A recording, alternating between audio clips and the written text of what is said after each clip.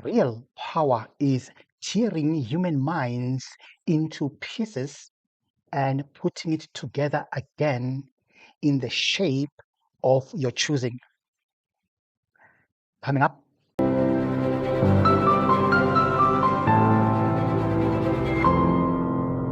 It is so fascinating to see how divided in minds and ideas are South Africans on the issue of Cyril Ramaphosa and, or should I say, versus Donald Trump in Washington. Some South Africans say Cyril did very well by keeping his cool and just make sure that he doesn't push Trump to a point where he snaps. And of course, others saying, nah, Cyril was ill prepared and didn't push hard enough to communicate exactly what is it that he went there for. And I'm one of those who says that. I truly believe that, or shall I say, I still believe that Cyril should have pushed and through some challenges here and there on certain points that Trump was raising, especially on the issue of the video with many crosses and everything, which was just way too obvious what is happening. Obviously, in South Africa, our cemeteries, or should I say, graveyards, don't look half of what we saw in that video. So, and obviously, Cyril couldn't pick that up. And of course, the second issue that I had personally, and I'm still having, is that I believe that Cyril should have brought statistics or crime statistics in South Africa as to what is the crime statistics in South Africa. Hence, I suggested that maybe he should have brought people like Senzo Mkhunu, for instance. I still believe that Cyril should have brought crime stats in South Africa. That would have made him look very prepared, and of course, it would have hit a nail on Trump, not to take us for granted, And of course, all these things, I would have preferred, obviously, that Cyril does all these things as calm as he was there. But to be just calm, but there is no substance. For me, it was like, they were totally not prepared at all. Cyril and his team, totally not prepared. Hence, I'm not taking the issue of them being ambushed. I mean, why would you be ambushed when you are dealing with people like Trump? Obviously, you know what kind of a person he is. He could easily play dirty when he's being cornered. And of course, the goal was not to corner him, but just to lay issues on the table as calm as possible, of course. And I'm happy that people like Moeletsi Mbeki, yeah, Moeletsi Mbeki and Lady Hlabi. You remember her? The 702 lady who moved to Washington now? I'm happy that they see the same thing that I saw. Much has been said, though, about this meeting, with some looking at it as a success, while others believe the delegation could have done a bit more. Let's explore this further now. We're joined in studio by Moeletsi Mbeki, the chairperson of the South African Institute of International Affairs. Good evening to you, and thank you so much for your time. Evening, it's great to be here. Praises on one side for Team South Africa. On the other side, they say the team started well, possibly, but fell short midway. Your take? Yes, they started well. But Trump was ready with the big stick. He softened them up first and made them sit comfortably. In the meantime, he was sharpening his sword, and when he was ready, he pounced on them. Should they have anticipated that? And how should they have handled it? Well, they should have anticipated it, and they should have prepared very thoroughly as to who was going to answer those questions. They should never have allowed the team to come in. It should have been one person, either the president himself or one other person who he selected. And they should have prepared what answers to give to what person. They never did that. They didn't prepare, and so Trump walked away with them. So I suppose listening to what you're saying, then you do agree with those who are saying it was not coordinated, because when you listen to, for example, Zingiswalos Kosatu's president, she was quite clear actually on the issue of expropriation and quite clear on what needs to be done. And then you listen to the, Ernie Els, you listen to some of the delegation there. They talk about a South Africa that needs help. The ANC has been there for 35 years. Things simply aren't working, even referencing that Madiba got out of prison and he wasn't vengeful and all of that. So did they need to have a coordinated message? Absolutely. It's because they didn't rehearse. They should have rehearsed for this question because they knew it was coming. Trump has been repeating this many times. So they knew the question was coming, and they should have had a rehearsal as to how it was going to be handled and who was going to handle the question and what were the issues that were going to raise. At the end of the day, during that whole session, they ended up denouncing our own country. I mean, I was shocked. Our own presidential delegation is going to the largest economy in the world with the most visible president in the world, and they're telling the world we're a crime-ridden country. So what are they doing to the tourism for South Africa? What are they doing to the reputation of the country if they are going to the White House to say we're a crime-ridden country? Anyway, Trump didn't ask them. He just said there's genocide against Afrikaans people or Afrikaans farmers. He didn't ask whether we have crime or we don't have crime, but they are the ones who are bad-mouthing the country. That's what happens if you don't prepare, if you don't plan. They should have planned for the question, and they should ask themselves first, the government of South Africa, why is Trump mobilizing a section of the South African population and encouraging it to go to the United States? Question number one. They should ask themselves that question. Secondly, what does he do? What is he going to do with those people when they get to the United States? Those are the two primary questions they should have asked themselves. In my view, Trump is trying to build what is called a fifth column in South Africa. He's trying to build a group that is antagonistic, especially to the ANC, but answers to him. Because those people, they left the country with South African passports. We don't know what Trump is going to do with them.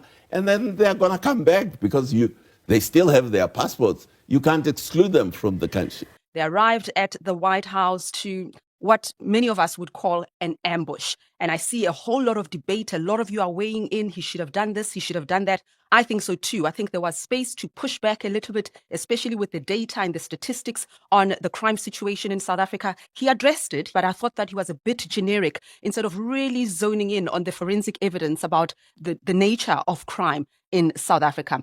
But our real issue here, guys, that I would like us to talk about is the issue of our real president, who has ultimately resurfaced and flexed his muscle as he has been always doing, obviously without many of us knowing that it's him who was pulling the strings behind what is so-called president of South Africa, which is Cyril Ramaphosa.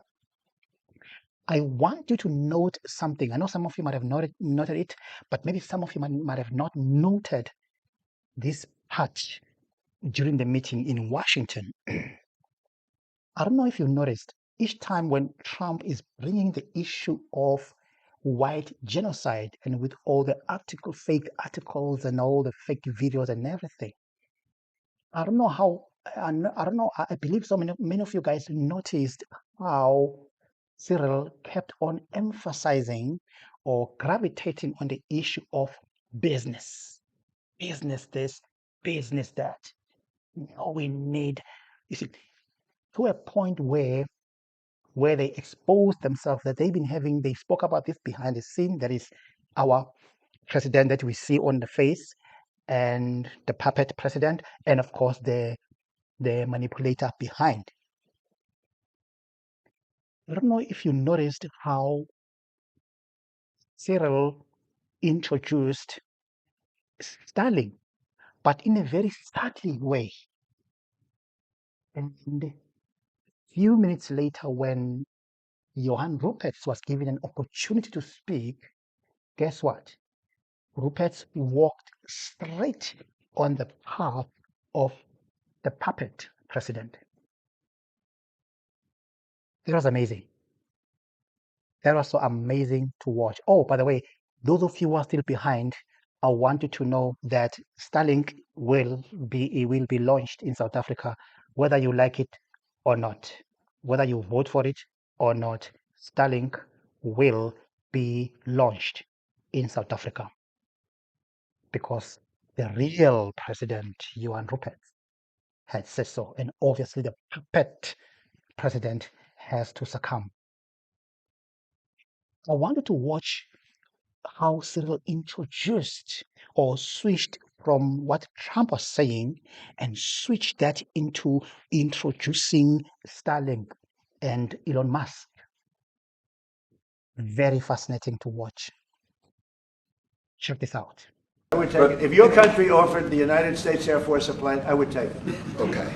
But coming back to this issue, which I really would like us to talk about, and talk about it very calmly. We were taught by Nelson Mandela that whenever there are problems, people need to sit down around a table and talk about them. Well, there are and this is precisely what we would also like to talk about, including, of course, trade matters, investment matters. So the issues that concern you as the United States, those are all recent. Those are all deaths. Yeah, in many ways, I mean, one should say you are a partner of South Africa, and you are raising concerns, and these are concerns that we are willing to talk to you about. Let me just add quickly, you know, the criminality that we are experiencing in our country needs quite a lot of technological capability. And in one of our areas in South Africa, we're using US technology, which is able to, in many ways, identify where shootings are happening and all that. And I'd like to talk about that because there is support that we can get from you as the United States to help us deal with all these acts of criminality. And that is what I believe partnership is all about. And we are here as a partner so that we can help each other whenever there are challenges. So I'd like us to discuss it, and of course outside of the media, so that we sit down and have a really good discussion that will lead to good outcomes. Now check the master manipulator bringing the very same issue that the puppet has brought, but the master is much more clearer now as to what is actually happening, this issue of crime needing technology.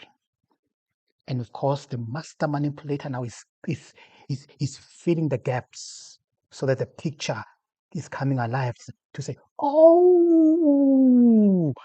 this is what is happening. Check this out. All of those things properly, you will see I'm the biggest target of that rabble-rouser. Number one for over 10 years, Mr. Malema. In fact, the first time I met him, he was in the youth league with that gentleman. And look how he's changed. Right. We have too many deaths, but it's across the board. It's not only white farmers, it's across the board.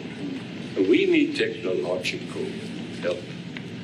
We need Starlink at every little police station. We need drones.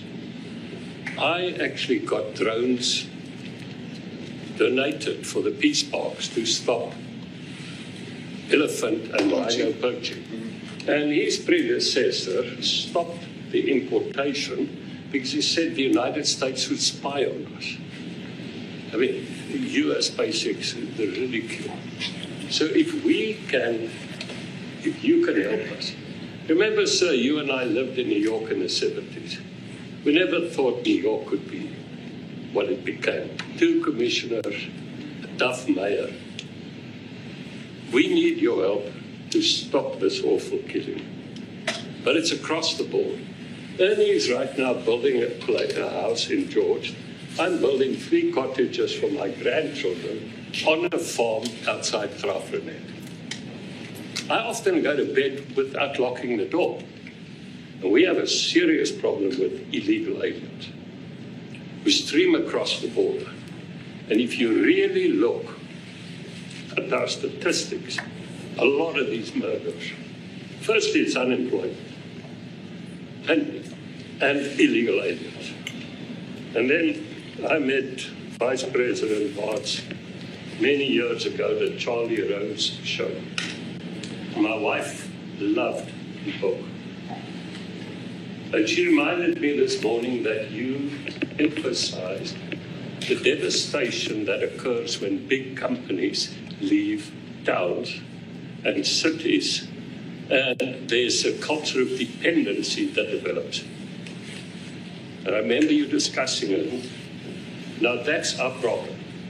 If we don't get our economy to grow, the culture of dependency and the lawlessness will increase. I've been against apartheid all my life, and I'm their #1 target. Please just Google my name and Malema. You'll see it, sir. He marched on the But farm. the crime is bad. The crime is terrible, sir, but Mr. Steenhuisen won't admit to it, but he runs the Western Cape, where I live. And the biggest murder rate is in the Cape Flats. Gangs. We've got gang warfare, like your M33, whatever these guys. We've got equivalents there, but we need your help, sir. And we need Elon technology. Now, check where is all this getting very fascinating. The people of South Africa. Yes, you heard me well. People of South Africa. The very same South Africans who were anti-Johann Rupert's. Johann Rupert's performance in Washington in the Oval impressed a whole lot of South Africans. And all of a sudden, South African society changed their tune. They're not anti-Johann Rupert's anymore. They're like, oh, Rupert is a genius. Oh, Rupert saved us. South African minds have been reshaped from being anti-Rupert to fall in love with Johann Rupert, and all of a sudden, Johann Rupert is a darling of South Africans. Interesting, ne? Very interesting. Anyway, what do you think? Let me hear your comment below, and of course, if you are coming for the first time in this channel, please do like, share, and subscribe. But I would love to hear your viewpoint on this one. I'm more shocked by South Africans all of a sudden falling in love with Johann Rupert. Are you serious? Please subscribe.